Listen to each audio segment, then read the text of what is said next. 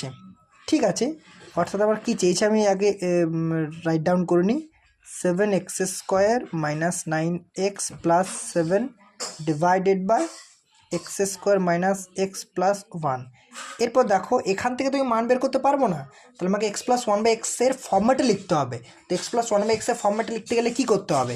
দেখো আমি যদি x দ্বারা ওপর নিচে ভাগ করি তাহলে কিন্তু কিছু একটা পেতে পারি, x+1/x এর ফর্ম্যাট পেতে পারি। কেন না দেখো যদি আমি x দিয়ে ভাগ করে দেখা যাক, 7x² minus 9x plus 7 divided by x, নিচেরটাকেও যদি x দিয়ে ভাগ করি অর্থাৎ x² minus x plus 1 divided by x, ঠিক আছে।